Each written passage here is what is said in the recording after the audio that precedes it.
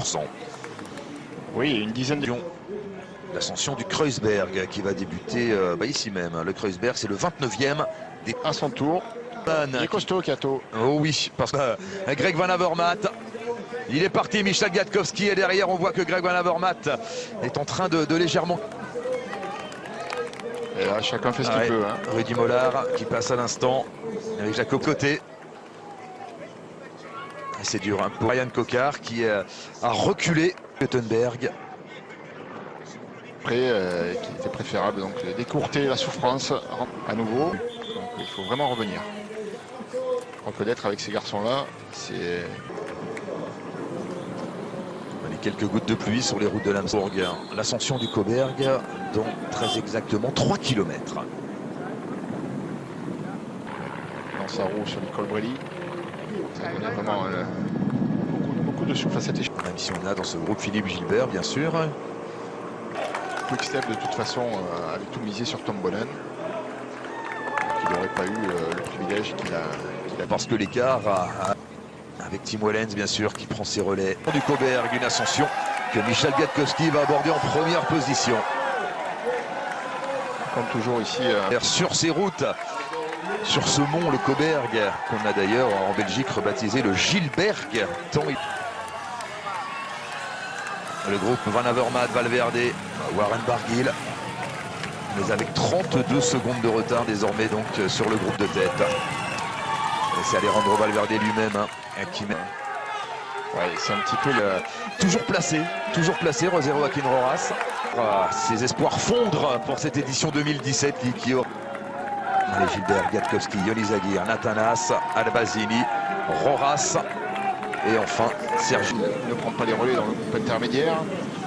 Mais ce groupe doit bien regretter d'ailleurs. Certains concurrents doivent regretter de ne pas avoir collaboré plus tôt avec Valverde ou Van Avermaet, en laissant le soin de boucher le trou. Ils ne sont pas parvenus. L'arrivée qui n'avait plus aucun incident sur le sort de la course.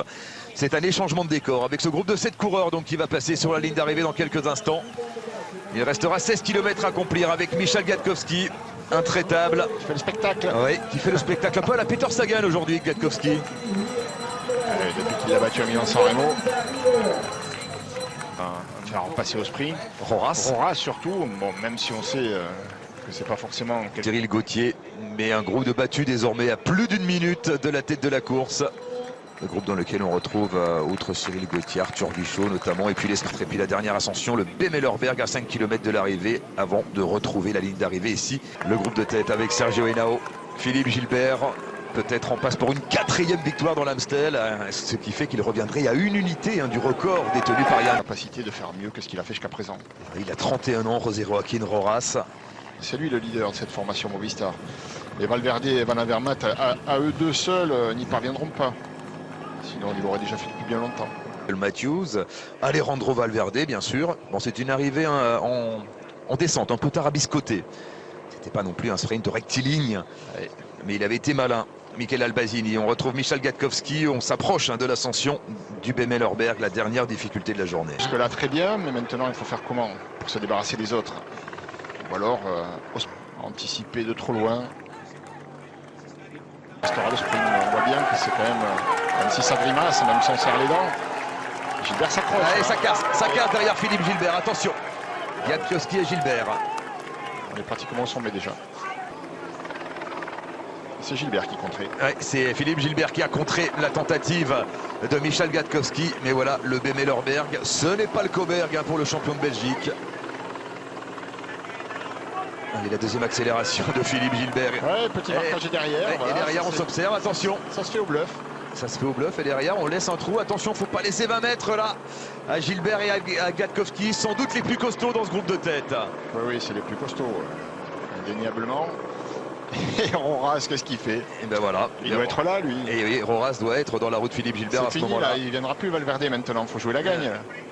Et oui, Roras l'arrivée, premier écart, 10 secondes d'avance pour le duo de tête. Et deux anciens vainqueurs de l'Amstel Gold Race. En plus.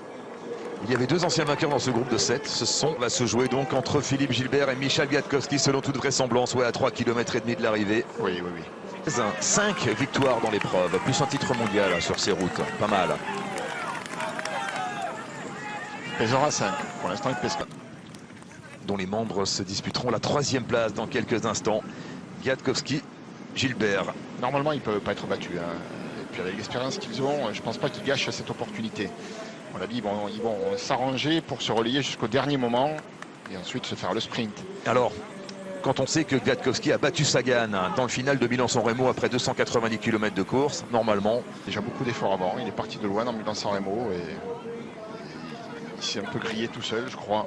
Il était, je pense, plus rapide que les deux autres, que Kwiatkowski et Alaphilippe, mais voilà, chaque course est différente. Dans quelques instants, la flamme rouge. On est déjà à la flamme rouge pour les deux hommes de tête. Un duo royal pour le final de l'Amstel Gold Race. Philippe Gilbert et Michał Kwiatkowski. Le vainqueur de Milan-San Remo face au vainqueur du Tour des Flandres. Allez, ça y est, le match de vitesse, ça va s'engager. Gilbert qui a resserré ses chaussures et qui est déjà dans son sprint. Quelle finale! Quelle finale ici dans les rues de Valkenburg. Alors Philippe Gilbert, il avait été battu au sprint par Greg Van Avermaet dans le Grand Prix E3. La distance n'était pas la même. Attention ici. Et Gilbert qui jauge un petit peu l'écart avec les poursuivants, histoire de voir s'il peut jouer au chat à la souris, mettre un peu la pression sur Kwiatkowski. Visiblement oui. Les connaisseurs de Philippe Gilbert, d'habitude c'est en solo qu'il levait les bras sur l'Amstel Gold Race. Là, il a dans sa roue un compagnon bien encombrant en la personne du talentueux polonais, l'ancien champion du monde Michał Kwiatkowski. 2 anciens champions du monde également au coude à coude dans ce final de l'Amstel. Philippe Gilbert qui emmène toujours. On va se rapprocher, on est à moins de 500 mètres de l'arrivée maintenant. En étant en deuxième position, Kwiatkowski peut avoir l'effet de surprise. Et c'est ce que fait Michał Kwiatkowski qui lance son sprint à 300 mètres de l'arrivée, qui prend tout de suite 2-3 longueurs par rapport à Philippe Gilbert et qui va s'imposer. La victoire sans doute de Michał Kwiatkowski. Philippe Gilbert qui tente de revenir. Michał Kwiatkowski toujours en tête. Philippe Gilbert qui va déboîter. Est-ce qu'il va y parvenir? Philippe Gilbert qui s'impose devant Michał Kwiatkowski pour la 4e fois. Là, il s'est trompé, Kwiatkowski. Il a été un peu prétentieux. C'est lui qui a lancé son sprint de trop loin, comme l'avait fait Peter Sagan à Milan-San Remo. Et la 3e place pour Michel Albazini, Nathanas 4e, Roras 5e et la 6e place pour Sergio Henao. Philippe Gilbert, chapeau, qui s'offre le luxe de battre Michał Kwiatkowski dans le final de l'Amstel Gold Race. Kwiatkowski s'est vraiment trompé en anticipant le sprint, en le lançant de loin, vente de face. Il n'y avait aucune urgence à le faire. Mais beaucoup trop loin de la ligne d'arrivée, avec 3 longueurs d'avance prises sur l'accélération. Lorsqu'il a commencé à buter, regardez, Gilbert avec un braquet beaucoup plus important est revenu facilement dans l'aspiration de Michał Kwiatkowski. Et ça suffit bien sûr pour remporter un 4e succès